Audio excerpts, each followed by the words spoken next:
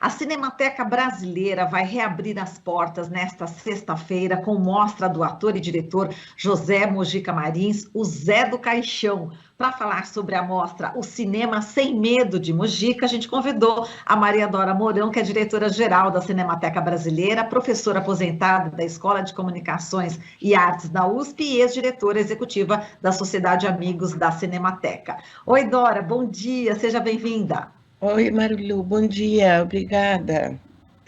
Bom, Dora, vamos lá. A Cinemateca estava fechada aí desde 2020, a gente sabe, né, em decorrência do abandono promovido pelo governo federal, com a intervenção do secretário de Cultura, Mário Frias. Foram vários protestos de funcionários da sociedade em defesa desse patrimônio nacional da cultura brasileira. Nesse período em que esteve fechada, parte do arquivo da Cinemateca foi atingida por um incêndio. Agora, desde que você assumiu, Dora, a direção da Cinemateca, quais as providências tomadas para que ela pudesse finalmente ser reaberta ao público? Como é que foi esse processo de reestruturação, né? Em março, você esteve aqui no jornal Brasil Atual e disse que a reconstrução é, na verdade, um renascimento da Cinemateca. Está renascendo agora, Dora? Sem dúvida, eu acho que podemos dizer que ela está renascendo. Depois de tudo que aconteceu, da crise, que na verdade é uma crise que se arrasta há muito tempo, ela não é recente. De 2013, a Cinemateca vem com problemas, enfim, que não foram solucionados, até que finalmente aconteceu a OS anterior, que, enfim, terminou o contrato, não foi renovado, e aí finalmente a Cinemateca foi fechada. O fechamento da Cinemateca, por praticamente 1 ano e meio, ele foi digamos, uma preocupação muito grande, porque o acervo da Cinemateca, fílmico principalmente, é um acervo que não pode ficar fechado, não pode ficar sem monitoramento. Então, estávamos muito assustados com o que íamos encontrar. Finalmente entramos, meados de novembro de 2021, com apoio do Instituto Cultural Vale, que nos deu os recursos para essa entrada emergencial, para que pudéssemos fazer um diagnóstico.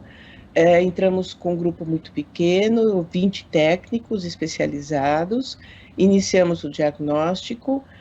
Na sequência, assinamos um contrato de gestão com o governo federal e então a Sociedade Amigos da Cinemateca se transforma em OS para poder gerir a Cinemateca Brasileira. E é onde estamos a partir de janeiro deste ano, agora já com 40 técnicos especializados, dado o orçamento que o contrato de gestão nos repassou. É pouco ainda é uma equipe muito pequena, mas, obviamente, pensando na ideia do renascimento, nós vamos, pouco a pouco, recompor a equipe e recompor o trabalho, enfim, os projetos e as metas da Cinemateca Brasileira. Exato, agora...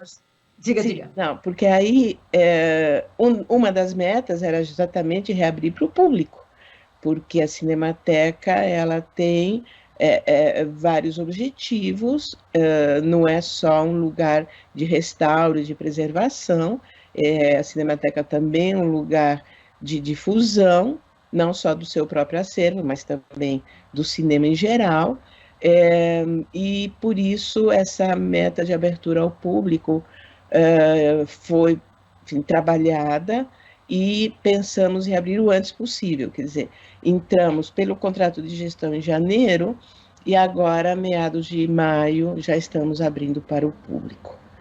E com essa mostra maravilhosa, na verdade, entramos com um filme inédito do Mojica, que nos foi oferecido pelo Eugênio Pupo, que restaurou o filme. E aí, então, aproveitamos para fazer uma pequena mostra, ela não é uma mostra completa, a obra do Mojica está sendo restaurada, mas é muito significativo o Mojica, porque, por um lado, o acervo do Mojica está na Cinemateca, ele foi preservado na medida do possível pela Cinemateca, então nada melhor do que reabrir a Cinemateca ao público com filmes que fazem parte do seu acervo e que foram cuidados pela Cinemateca. São filmes depositados, né, pela família do Mojica, não são filmes que pertencem à Cinemateca, mas que a Cinemateca cuida deles. Então, essa abertura é muito importante para nós, porque abre as portas para as pessoas voltarem para casa, de uma certa maneira, né? A casa da preservação, da memória do cinema, do audiovisual, a casa da cultura, da formação. Então, é isto. Estamos muito felizes com essa possibilidade e esperemos que dê tudo certo. Exato. E Dora, a Cinemateca está reabrindo, né, com essa homenagem ao Zé do Caixão, e a escolha foi porque a reabertura cai numa sexta-feira 13, coincidentemente, como é que foi isso? E eu queria que você falasse também sobre o título da mostra, né, o Cinema Sem Medo de Mogi. Conta pra gente, como é que foi essa construção? Bom, a sexta-feira 13, na verdade, não buscamos especialmente essa data, mas na discussão sobre a reabertura, pensamos mais ou menos neste período, e aí falamos, bom, Zé do Caixão é sexta-feira 13, é um casamento perfeito. Então, sim, definimos a sexta-feira 13 em função do histórico da obra do Mojica. Depois, você me perguntou mais uma coisa. É sobre o título, né? O Cinema Sem Medo de Mojica. Porque, veja, o que eu acho muito interessante na obra do Mojica é a irreverência. É a reverência dele como personagem e a irreverência dos seus filmes. Quer dizer, são os filmes de baixo orçamento, feitos assim com muito amor, digamos assim, com um despojamento muito grande. O Mojica nunca foi buscar uma produção grande, enfim, tipo cinema mainstream. Não, ele queria se falar sobre aquilo que lhe interessava, sobre aquilo que tinha a ver com a sua própria vida, com o seu próprio jeito de ser, né? Então é isso, é sem medo de se mostrar, é sem medo de desenvolver um personagem Zé do Caixão. Imagine quando você fala sobre isso, fala que estranho, não? Como é que uma pessoa pode ter pensado em desenvolver esse tipo de obra e com sucesso, porque tem um nicho muito importante. E esse também foi um dos motivos que nos levou a abrir com a mostra do Mojica, porque tem muitos jovens que adoram o Mojica.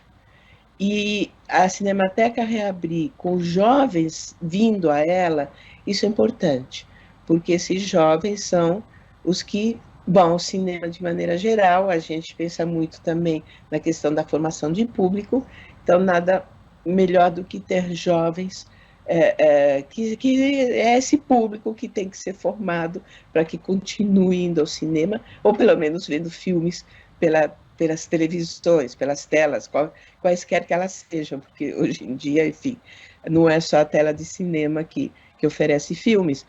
Mas, então, veja um casamento, né, de esse tipo de obra, que é uma obra assim, que foi, digamos, que nasce um pouco, posso dizer, do estômago, dos intestinos do Mojica, e que ele não teve nenhum medo em desenvolver esse personagem e mostrar essa irreverência toda.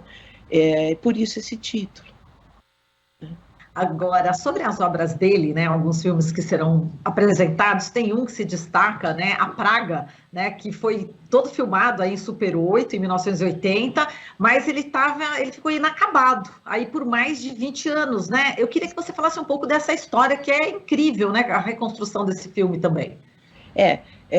O que enfim, eu acho que a reconstrução do filme se deve ao Eugênio Pupo, né, que pegou esse material na unha, digamos assim, né, e resolveu fazer o restauro e a finalização do filme, com materiais que ele foi encontrando, ele finaliza o filme e torna possível, então, esse filme vir a público. Foi um trabalho, eu acho, meio... Quando a gente encontra materiais e se dedica a finalizar essa obra, é um trabalho de formiguinha e é um trabalho muito artesanal. Então, eu acho que o Eugênio se dedicou de alma à reconstituição desse filme, A Praga, e agora ele nos oferece A Praga para ser vista pelo público. Então, é isso, quer dizer, é um trabalho longo, muito cuidadoso, que foi feito, e que, enfim, é importante porque também não só para que conheçamos o filme propriamente dito, mas também com toda essa história do restauro do material, para que o público entenda um pouco o que significa restaurar um filme, o que significa restaurar uma obra que estava perdida praticamente, que foi resgatada e que foi, enfim, retrabalhada para mostrar para o público.